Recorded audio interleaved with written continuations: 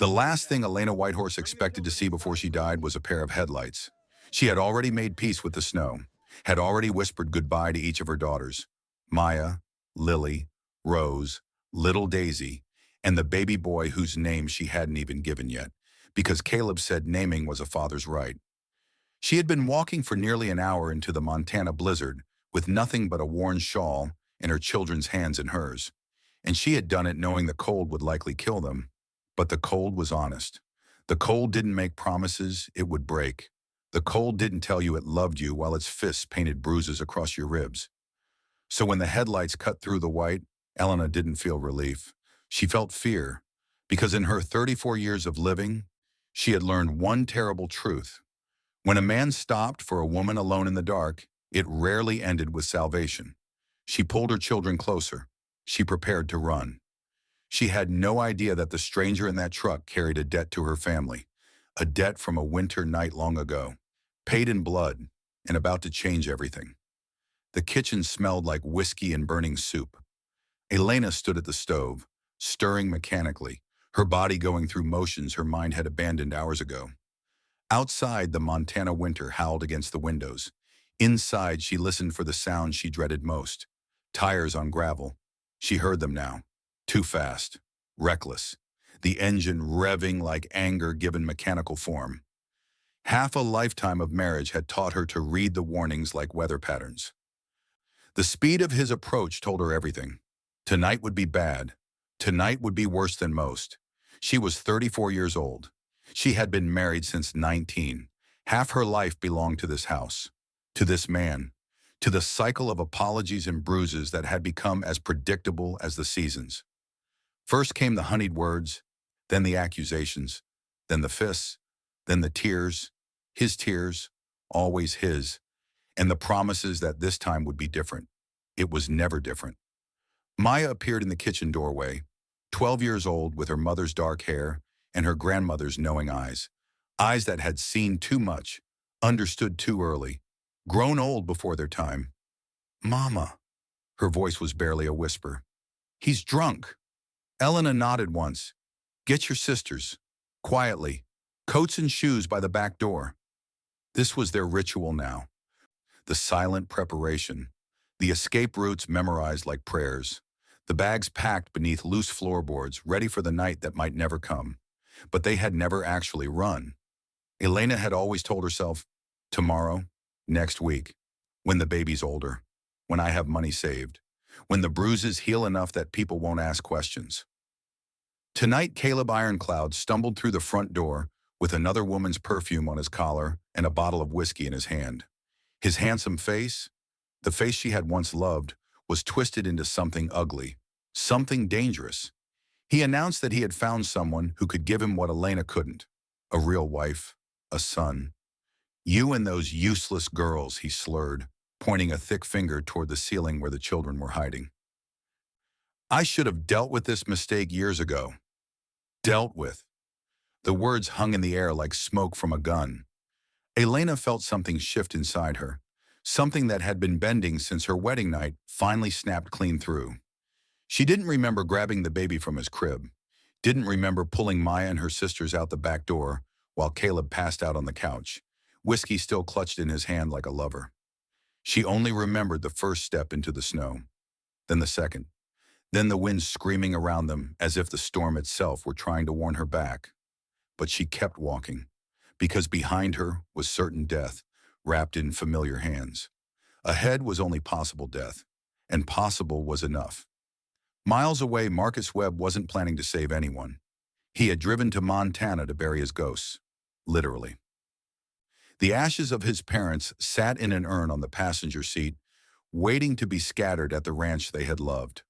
The ranch that had burned 2 winters ago while Marcus was 6,000 miles away, pinned down in a firefight that would earn him a medal and cost him 5 friends. He hadn't been able to answer his mother's final phone call. That knowledge lived in his chest like a splinter, small, sharp, impossible to remove. At 35, Marcus Webb was a man built from loss, former Navy SEAL, survivor of Operation Silent Dusk. The mission that had gone wrong in every way a mission could go wrong. He had saved 3 hostages that night. He had watched 5 of his brothers die. Their faces visited him every time he closed his eyes. Peterson, who had 3 kids waiting at home. Rodriguez, who was supposed to get married that spring. Chen, Thompson, Williams, names carved into his memory like headstones. His German shepherd, Shadow, pressed against him now, a warm weight of loyalty in a life that had gone cold. The 4-year-old dog had been trained to detect panic attacks, to ground his handler when the nightmares bled into daylight. Shadow had saved Marcus's life more times than any medal could count. The blizzard worsened, visibility dropped to nothing. The windshield wipers fought a losing battle against the snow. Marcus was about to pull over and wait it out when Shadow lunged forward. The dog's bark was sharp, urgent, the specific bark that meant only one thing: human, distressed, close.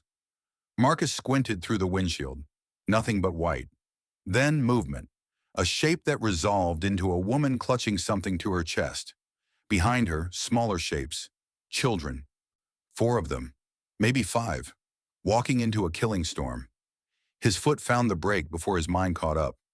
A long time ago, on a night just like this one, a stranger had walked out of a blizzard to save Marcus's life. A man he had never met. A man whose face he could still see when he closed his eyes. Marcus had spent every year since trying to repay that debt. Tonight, he finally understood why. Elena saw the truck stop. Every muscle in her body screamed run. But Maya was struggling to carry 4-year-old Daisy. Rose and Lily were crying, their thin shoes soaked through, their small bodies shaking with cold that had moved past discomfort into danger. And the baby had stopped whimpering. That was worse. That was the silence that came before the cold took everything. The stranger stepped out of the truck, tall, broad-shouldered, moving with the coiled alertness of someone trained for violence. His face was shadowed by the storm, but she could see the military posture, the controlled movements, the way his eyes swept the scene like a soldier assessing a battlefield. He raised his hands slowly, palms open, non-threatening. "Ma'am." His voice cut through the wind, low, steady, the practiced calm of someone who had talked people down from worse situations than this. "I'm not going to hurt you, but your children are dying. I have a cabin about 2 miles from here. Heat, food, locked doors." He paused. "Whatever you're running from can't reach you there tonight." Elena wanted to laugh. She had heard promises from men before. But then a dog appeared at the stranger's side. A German shepherd with gentle eyes who approached the children slowly, carefully, and let little Daisy bury her frozen fingers in his fur without flinching. Maya looked up at her mother. Her lips were blue. Her voice was barely a whisper. "Mama, I can't feel my feet." Elena thought of her own mother, Ruth Whitehorse, who had waited so many years for a husband who never came home. Ruth, who still prayed every morning for answers. Ruth, who had raised Elena on stories of her father, a man who helped strangers even when it cost him everything. The stranger spoke again. 6 words that broke something open inside her. "Come with me. No one survives alone." Elena looked at her children, at their trembling bodies, at the ice forming on their eyelashes. She nodded. The cabin was 2 miles away. Elena made it 1.5 before her legs gave out. She didn't feel herself fall. Only the sudden cold of snow against her face. Maya's scream cutting through the wind. The baby slipping from her arms as her vision went white. The last thing she heard was the stranger's voice, urgent and commanding. "Stay with me. Don't you dare give up now." Then nothing. Elena woke to warmth. For a disorienting moment, she thought she was dead. Heaven, maybe, if heaven smelled like wood smoke and coffee and cedar. Then a small hand squeezed hers, and she opened her eyes to find Maya sitting beside her, exhausted but alive. "The baby's okay." Maya's voice was hoarse from crying. "The man, Marcus, he warmed him up slowly. Said doing it too fast could hurt him. He knew what to do, Mama. He knew exactly what to do." Elena sat up slowly. Every muscle ached. Her head throbbed. But she was alive. Her children were alive. She was lying on a couch near a stone fireplace, wrapped in wool blankets that smelled like they hadn't been used in years. Across the room, her younger daughter slept in a pile with the German Shepherd. The dog's body curved protectively around them like a living fortress. The baby, her son, lay in a makeshift crib near the fire, his tiny chest rising and falling in peaceful rhythm. Marcus sat at the kitchen table with his back to her, cleaning a rifle with mechanical precision, the posture of a man who needed to keep his hands busy or risk falling apart. "You carried me." Elena's voice came out cracked and raw. He didn't turn around. "You walked through a blizzard with 5 children and no coat. Carrying you was the easy part." Something in his tone made her chest tighten. Not pity. She was used to pity. This was different. Recognition. The way one survivor sees another across a crowded room. "Why did you stop?" she asked. The question hung in the air. Marcus was silent for a long moment. When he finally spoke, his voice was distant, haunted. "Because a long time ago, someone stopped for me." They talked through the night. The fire crackled and popped. The children slept, and 2 strangers exchanged their wounds like currency, trading scar for scar until the space between them narrowed into something almost like understanding. Elena told him about Caleb, not the sanitized version she gave social workers and doctors, not the careful half-truths she offered church ladies who asked why she always wore long sleeves in summer. The real story, the ugly story, the one she had never spoken aloud. The wedding at 19 to a man her family thought would provide stability. The first slap during her second pregnancy? Just a slap, she told herself then. Just once. It wouldn't happen again, but it always happened again. "People ask why I stayed," she said quietly, her eyes fixed on the flames. "They don't understand. Leaving is the most dangerous time. 70% of domestic violence murders happen when the victim tries to leave. Every time I thought about walking out that door, I calculated the odds of my daughters bearing me." Marcus listened without interruption, without judgment, without the hollow advice that well-meaning people always offered. When she finished, he set down the rifle and finally turned to face her. The firelight caught the planes of his face, the scar above his eyebrow, the shadows beneath eyes that hadn't known peaceful sleep in years. "Operation Silent Dusk," he said. 18 months ago, classified mission to extract 3 hostages from insurgent territory. I was team leader. We walked into bad intel and an ambush." He paused, swallowed. "I got the hostages out, but 5 of my men went home in boxes." His hands, rough, scarred, capable, trembled slightly against his knees. "Peterson had 3 kids. Rodriguez was supposed to get married in April. Chen was 22 years old. 22. His voice cracked. "I've spent every night since wondering why I survived when better men didn't." Elena understood. The guilt of survival. The impossible math of who lives and who dies. The question that has no answer but demands to be asked anyway. "You carry ghosts," she said softly. "So do you." The truth settled between them. Not romantic, not yet. Just 2 wounded souls recognizing their own scars in someone else's eyes. The blizzard trapped them for 7 days. During that week, something shifted. The ice around Elena's heart began to thaw, slowly, cautiously, like a frozen river remembering how to flow. The children stopped flinching at sudden sounds. Maya smiled for the first time in months. A real smile, not the careful mask she wore to protect her mother from more worry. Rose and Lily discovered that Shadow would let them braid ribbons into his fur. Daisy decided that Marcus was her personal jungle gym, and the baby finally had a name. Daniel. Because naming was her right, not Caleb's. Hers. Marcus repaired the cabin with an intensity that bordered on obsession. He couldn't sit still, couldn't let silence settle too long. But Elena noticed how he softened around the children, how he taught Maya to stack firewood safely, how he let Daisy braid his hair into ridiculous styles without complaint. On the 7th evening, Elena searched an old cedar trunk for extra blankets. Her fingers touched something that stopped her heart. She knew what it was before she pulled it free. Lakota craftsmanship, the weave, the colors, the pattern. Deep indigo threaded with lightning bolts of white and silver. The broken lightning line, her father's signature design. The pattern passed down through generations of white horse weavers, each family adding their own variations. This one, this specific pattern, existed nowhere else in the world because her father had created it. This was the blanket Joseph Whitehorse had been weaving when he disappeared all those years ago. Elena couldn't breathe, couldn't think. She could only see her father's hands guiding hers across the loom, patient and gentle, teaching her the patterns that connected their family to their ancestors. "Where did you get this?" Her voice came out strange, strangled, the voice of a woman whose world was tilting sideways. Marcus appeared in the doorway, one look at the blanket, and the color drained from his face. "Elena, this was my father's work." She was trembling now, shaking. The blanket clutched to her chest like a lifeline. "He vanished on these mountains when I was 19. My mother has prayed every single day for him to come home. Where did you get this?" And Marcus told her. The snowstorm, the accident, his truck spinning off an icy road when he was 20 years old, sliding toward a ravine with nothing to stop it.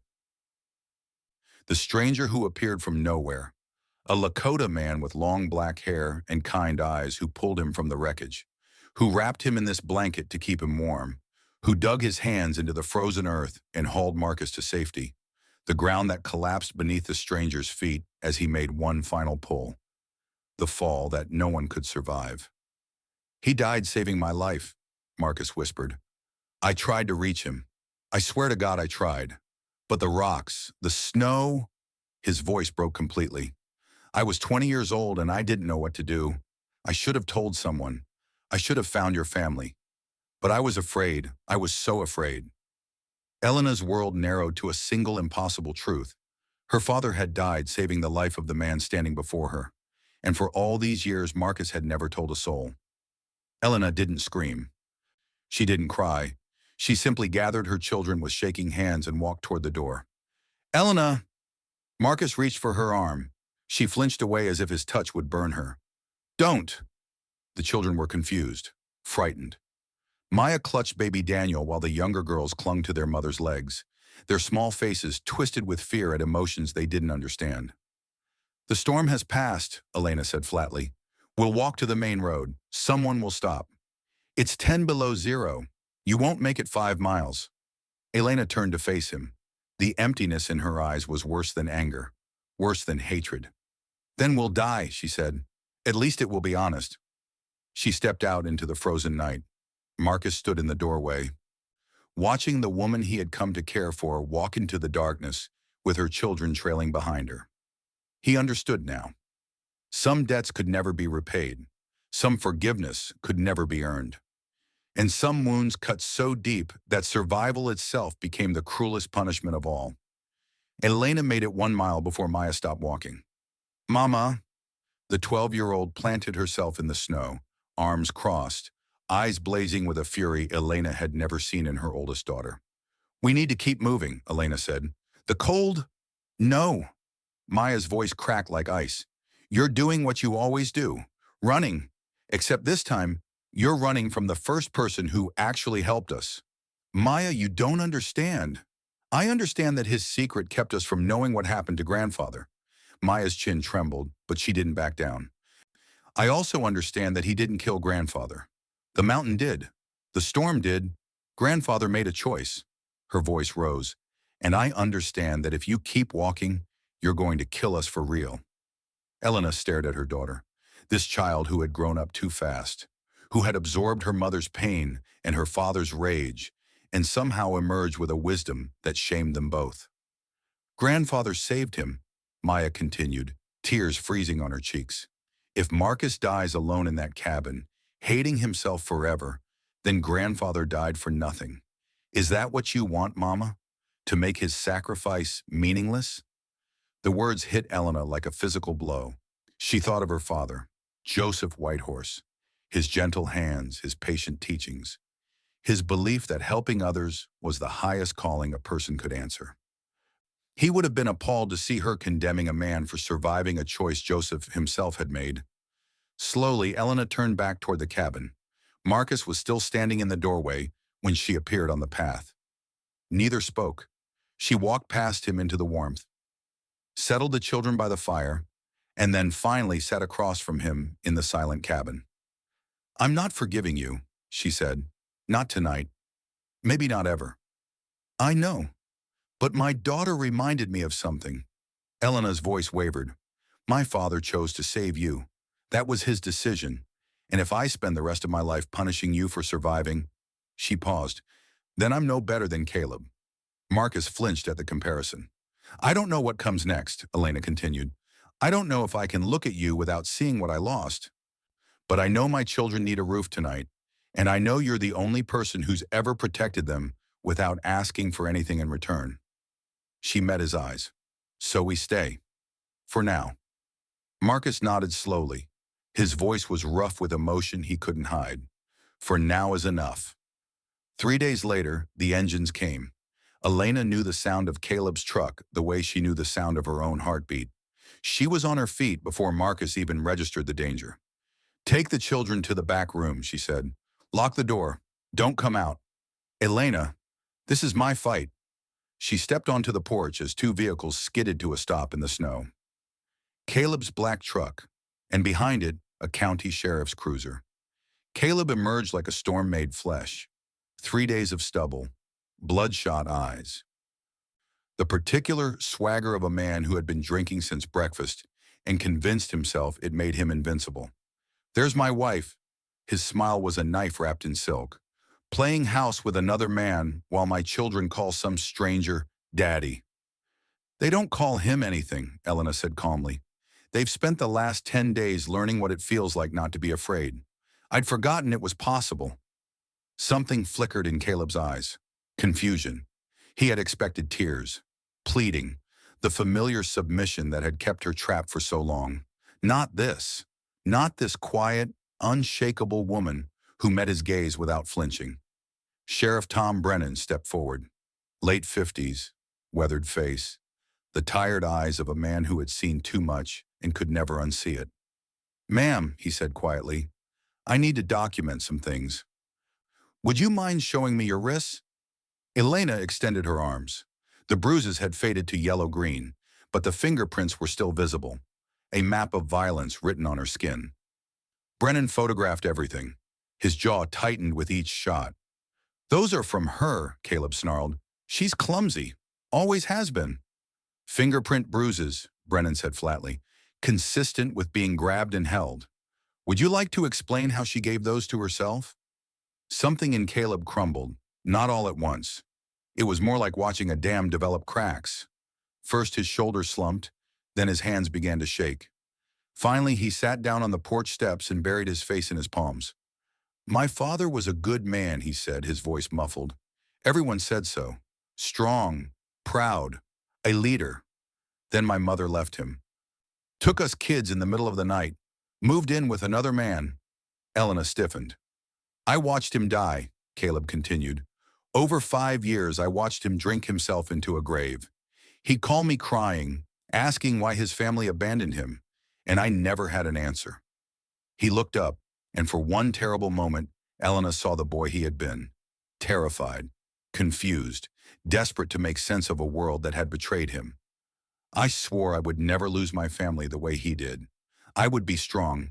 I would keep them close. By hurting them? Elena asked quietly. I didn't see it as hurting. I saw it as correcting, the way my father should have corrected my mother. His voice broke. But you're right, I became him. The weak, pathetic man I hated. I became him. For a moment, the porch was silent except for the wind. Then Caleb stood, and something dark flickered across his face, a last spark of the rage that had defined him for so long. This isn't over, he said. If I can't have my family, nobody will. I'll burn that cabin to the ground before I let another man raise my children. He climbed into his truck and sped away, leaving those words hanging in the frozen air like a death sentence. Sheriff Brennan turned to Elena. Threats like that, he said quietly. Sometimes they're bluster. Sometimes they're not. The ones who announce their intentions are usually the ones who follow through. Marcus stepped onto the porch. His face was stone. His eyes were steel. She's not going anywhere, he said, and neither am I. The Carbon County courthouse smelled like pine polish and old paper. Elena testified first. Her voice was steady. Her facts were clear. Years of abuse laid bare in clinical detail, each bruise a chapter, each broken promise a paragraph in a story too many women knew by heart. Maya testified next, when the 12-year-old described hiding her sisters in closets during her father's rages, when she described carrying 4-year-old Daisy through knee-deep snow because her mother's arms were full with the baby, there wasn't a dry eye in the courtroom. Then Caleb stood. "Your Honor," he said, "I'm not going to fight the charges. I'm guilty. Everything they've said is true." The courtroom went silent. "I wanted to be a good father. I wanted to break the cycle that destroyed my family." His voice cracked. "Instead, I became the cycle. I became the monster." He turned to Elena. "I'm not asking for forgiveness. I don't deserve it. But I'm asking the court to protect my children." He paused. "From me." Judge Patricia Hayes studied him for a long moment. "The marriage is dissolved. Full custody is granted to the mother. A protective order is issued immediately." She paused. "The court also orders mandatory inpatient treatment. Whether you ever rebuild a relationship with your children depends entirely on the work you do." As Caleb was led away, he looked back one final time. "Tell them I'm sorry," he said to Elena. "Tell them their father loved them. He just didn't know how." Spring arrived like a promise kept. Marcus drove Elena and the children to the White Horse Reservation, following winding roads through hills turning green. The journey felt sacred, a pilgrimage to close a circle that had been open for far too long. Ruth Whitehorse waited on the steps of the communal lodge. She was 57 now, silver-streaked hair, a face carved by decades of unanswered prayers. When Elena ran into her arms, the sound that escaped Ruth was years of grief finally given voice. But her eyes found Marcus quickly. "You're the soldier," she said. "Yes, ma'am. Come inside. We need to talk." The lodge smelled of sage and wood smoke. Ruth sat across from Marcus, studying him the way she might study a wounded animal, with caution, but also with compassion. "Tell me about my husband's death," she said. "Every detail. I've waited so long to know." And Marcus told her everything. The accident, the stranger who appeared like a guardian spirit, Joseph's strength as he pulled Marcus free, the terrible sound of the ground giving way, the fall that took him. "His last words were a prayer," Marcus whispered. "I didn't understand the language then, but I've never forgotten the sound of it." Silence filled the lodge. Then Ruth did something Marcus didn't expect. She stood, walked to him, and placed both hands on his face, the gesture a mother gives a child, tender and absolute. "For so long I prayed to know what happened. I imagined terrible things, that he suffered, that he died alone, that his spirit wandered lost." Her eyes glistened. "You've given me peace." Tears streamed down Marcus's face. "My husband died as a warrior," Ruth continued, "protecting life, offering his own so another could survive. There is no more honorable death for a Lakota man." She pulled him into an embrace. "And now I understand why the spirits led you to my daughter, to my grandchildren. The circle is complete." Marcus broke then. The tears he'd held back for so many years, for his parents, for his fallen brothers, for Joseph, came flooding out. Ruth held him as he wept, this woman who had every right to hate him, offering absolution instead. "You are family now," she whispered. "That is Joseph's gift to you. Don't waste it." The wedding took place as the first summer flowers bloomed across the Montana hills. The communal lodge had been transformed. Wildflowers lined the entrance. Blue flax and prairie coneflower, the same varieties Elena had planted at the cabin. Soft drumming echoed from within, ancient rhythms that connected the ceremony to countless generations before. Elena wore a shawl embroidered with a new pattern.